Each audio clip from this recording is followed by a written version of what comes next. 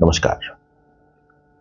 आज के एपिसोड में हम लोग वॉल्यूम 1 से वॉल्यूम 2 के लिए ट्रांजिशन करेंगे। तो यदि इस वॉल्यूम 1 को हम समराइज करना चाहें तो ये समझ में आता है कि जो 3 आयाम हैं, फिजिकल, मेंटल और स्पिरिचुअल, इन 3 आयामों को पार करके ही हम चौथे आयाम तक पहुंच सकते हैं, दैट इज तुरिया या बियॉन्ड। इग्नोरेंस हमेशा हमको दूसरे आयामों से वंचित रखेगी और उस पर्टिकुलर आयाम तक सीमित भी रखेगी। यानी जो फिजिकल आयाम पे हम करते हैं, सोचते हैं या दृष्टिकोण रखते हैं, वो उसके रिजल्ट्स फिजिकल लेवल तक ही हैं। मेंटल लेवल पे जो हम अपना दृष्टिकोण रखते हैं वो हमको मेंटल रिजल्ट्स देगा। स्पिरिचुअल तो स्पिरिचुअल रिजल्ट्स होंगे। और इन सब को छोड़ करके यदि हम आगे बढ़ें तो हम उसके पार जाएंगे, जैसे कि जिसको कि कबीर ने चौथा आराम कहा है, फोर्थ आराम, जो सबसे न्यारा, ये उसकी बात हो गई। अभी पॉइंट ऑफ व्यूज क्या हो गए? एक पॉइंट ऑफ व्यू हुआ कि ये एक मटका है, उस मटके को हम सागर में इमर्स कर देते हैं। तो एक पॉइंट ऑफ व्यू हुआ कि मटके में सागर है, यह सागर का पानी है। दूसरा हुआ कि सागर में मटका है, तो उसके बाहर भी पानी, अंदर भी पानी, और जिसका वो बना हुआ है वो भी जो है वो उसका सोर्स वही पंच तत्व है। एक ये। दूसरा है कि हम ये सोचें कि जो वर्ल्ड अपीयरेंस जो है उसके अंदर, सबके अंदर कॉन्शियसनेस है, चेतना है, मेरे में, इसमें, उसमें, जीवित या स्थूल, जैसा भी है, सब में वो चेतना है। और दूसरा तरीका है ये देखने का कि इस असीम चेतना में सब कुछ अपीयर हो रहा है, या यूं भी कह सकते हैं कि ये जो शरीर है इसके अंदर चेतना है या आत्मा है, और या यूं कह सकते हैं इस परमात्मा में समस्त संसार है और ये शरीर भी उसमें है। जैसे सागर में मटका, वैसे ही इस समस्त कॉन्शियसनेस में, असीम चेतना में ये शरीर। It is just a matter of point of view कि हम किस चीज को कैसे देखते हैं। तो इस तरीके से हम इसको समराइज भी कर दे रहे हैं, और अगले प्रश्न की भूमिका भी यही है।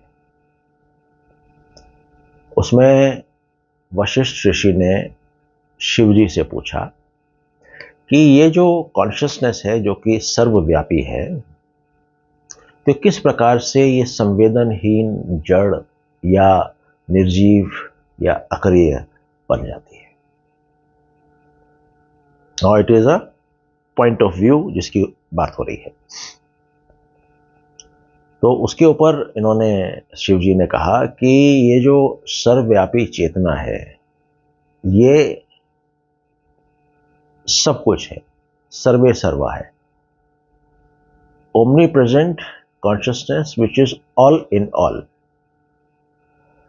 ये हर शरीर में रहती है और ये दो रूप में होती है, एक चेंजिंग और एक अनचेंजिंग, एक परिवर्तनशील और एक जो परिवर्तित नहीं होती है,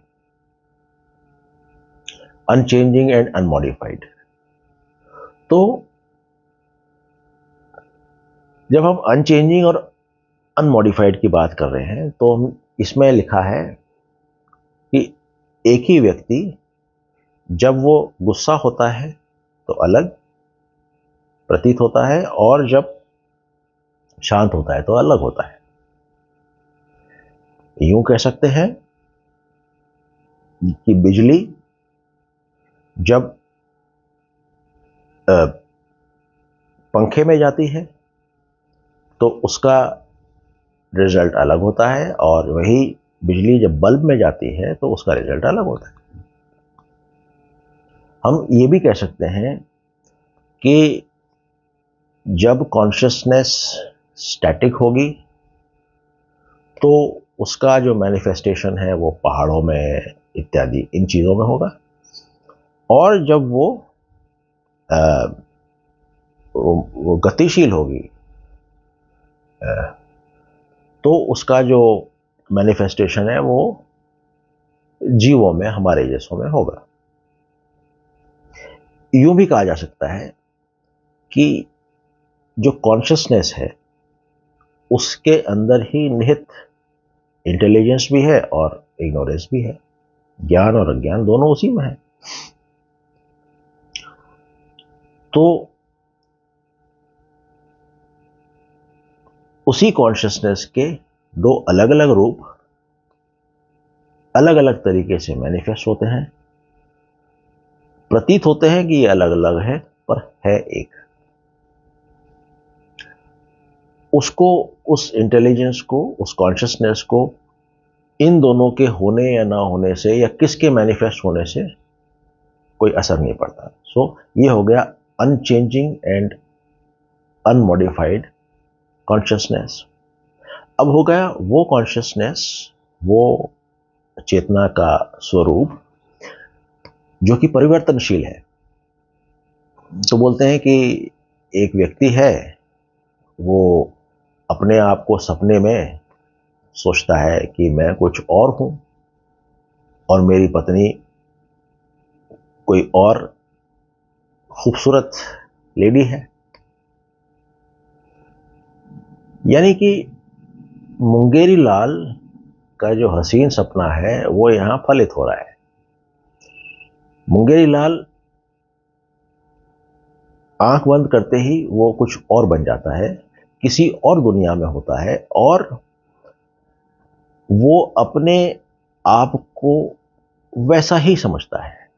यानी कि यदि वो अपने आप को एक राजा मान रहा है तो वो एक राजा के कैरेक्टरिस्टिक्स, उसके परिवेश,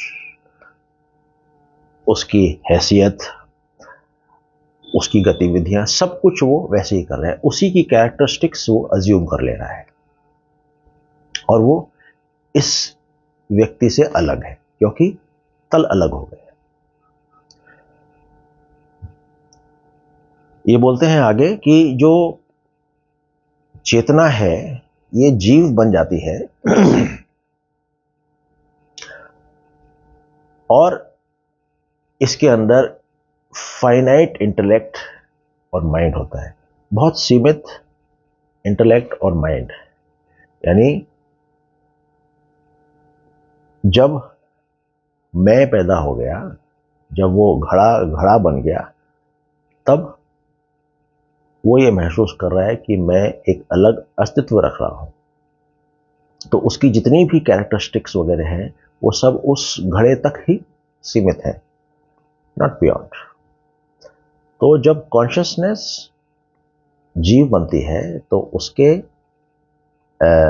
उसके जो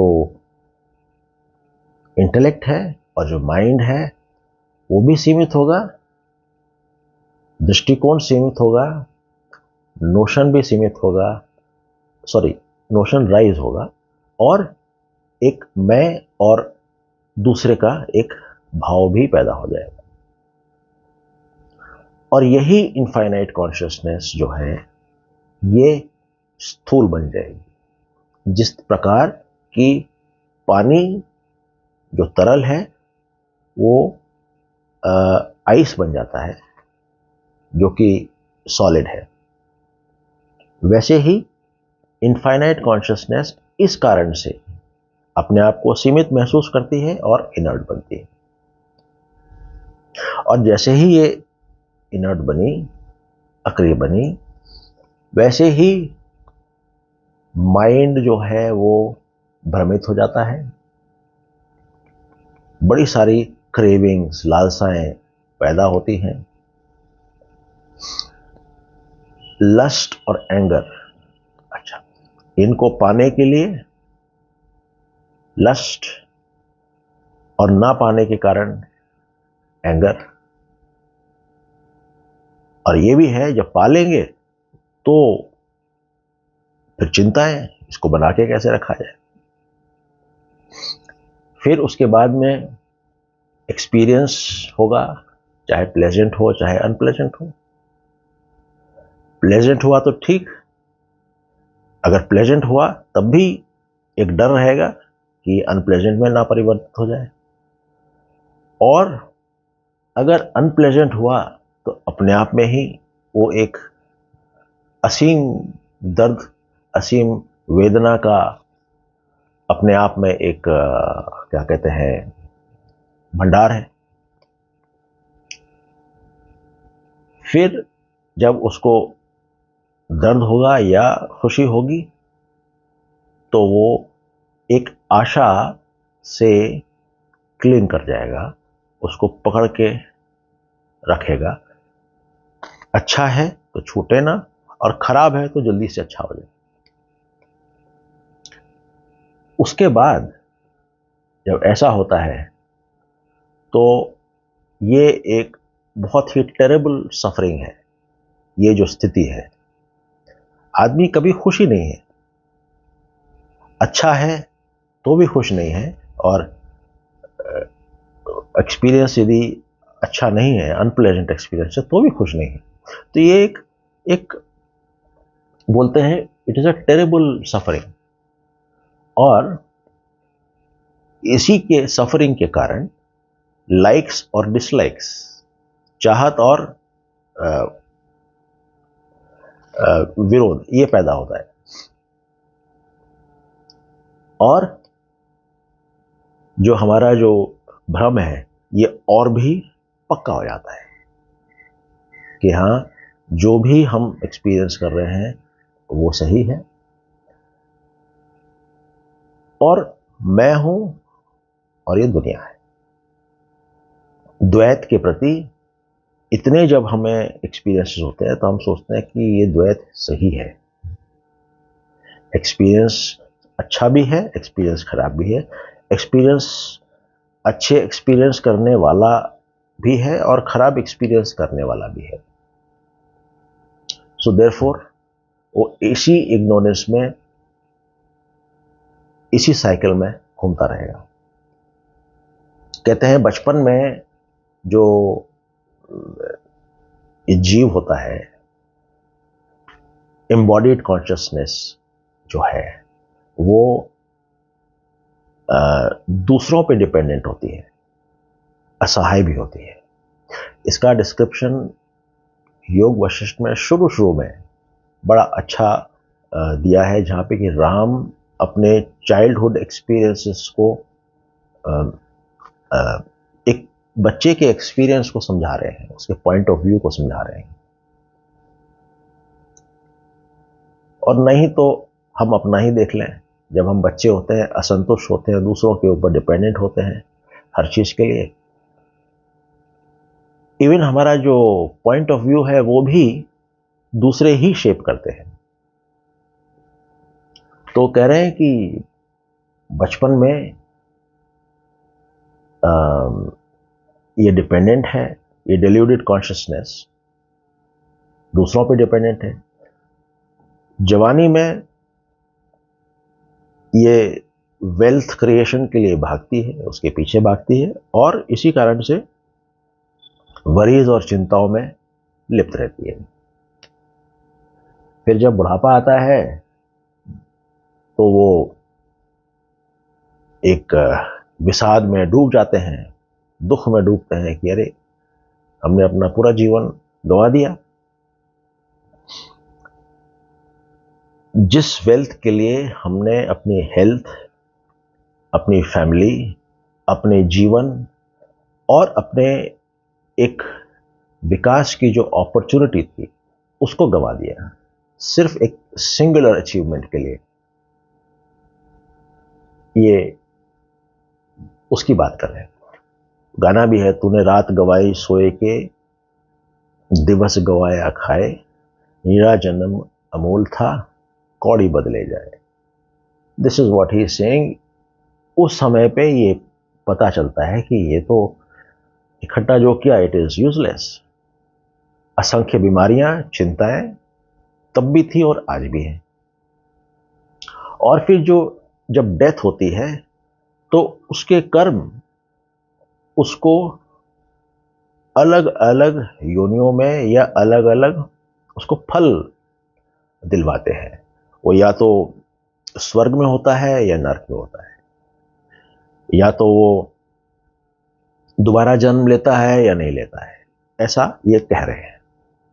या तो वो भगवान बनेगा, परमात्मा बनेगा, या वो राक्षस बनेगा। इस बारे में हमने ऑलरेडी कई बार डिस्कशन किया हुआ है। So this is what he is saying. और अपने कर्मों के अनुसार फिर वो दोबारा से पैदा होता है। ये जो कॉन्शियसनेस है जो कि सेल्फ लिमिटेशन से कंडीशनड है, इसको कहते हैं कर्मात्मा। यानी कि जो सेल्फ एक्शन और रिजल्ट के जो साइकिल है इसके अंदर फंसा हुआ है, उसको कर्मात्मा कहते हैं। क्योंकि वो अपने आप को लिमिटेड महसूस कर रहा है, और लिमिटेड है तो फिर वो आगे जितने भी उसके एक्शंस एंड रिजल्ट्स और इन दोनों के बीच का जो भी जर्नी है वो सारा इसी में कवर होता है। कहते हैं सिर्फ भूल जाने से कि मैं असल में हूं क्या, ये भूल जाने से जो कॉन्शियसनेस है वो कई प्रकार के ट्रबल्स और सॉरोज, दुख और मुश्किलों का सामना करती है, और इसी कारण से अपने पतन को वो एक्सपीरियंस करती है। यहां वॉल्यूम 1 समाप्त। अब हम चलते हैं वॉल्यूम 2 की तरफ। फिर वो आगे बोलते हैं कि क्योंकि कॉन्शियसनेस जो है अपने आप को फॉल्सली इमेजिन करती है कि मैं लिमिटेड हूं, या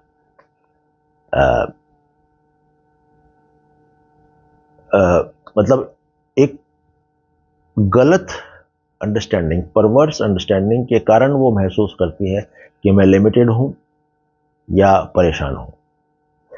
इसके लिए पापा जी का एक बहुत ही अच्छा एक एग्जाम्पल था। मछली पानी में बोलती है कि मैं मर रही हूं, मगर असल में वो मरी हुई नहीं है। वो सिर्फ ऐसा एक गलत अंडरस्टैंडिंग के कारण महसूस कर रही है कि मैं मरी हुई हूं।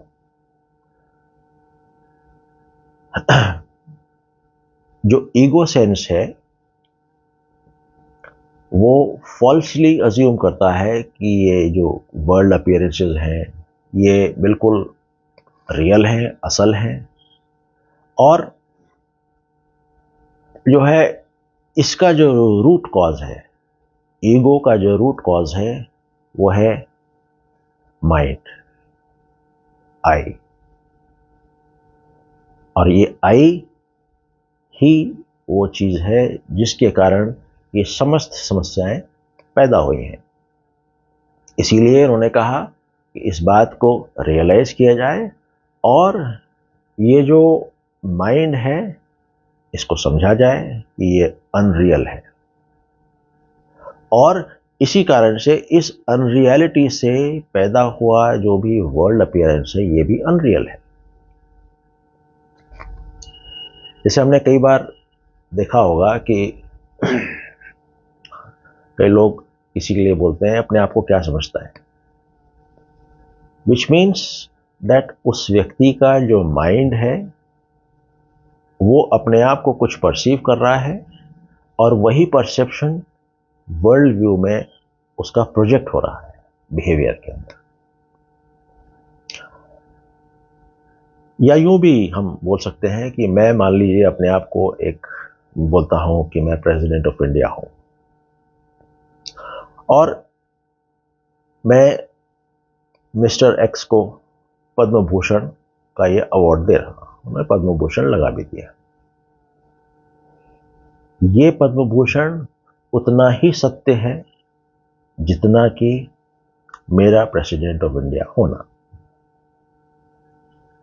असत्य से असत्य ही आएगा, सपने से आश्वासन ही आएगा, हकीकत नहीं आएगी। वैसे ही माइंड से असत्य ही आएगा, भ्रम ही आएगा, सत्य नहीं आएगा। मेरे ख्याल से आज हम इतना ही करते हैं, बाकी अगले एपिसोड में यदि नए साल से पहले बन गया तो ठीक है, नहीं तो आप सबको नव वर्ष की ढेरों शुभकामनाएं। शुक्रिया।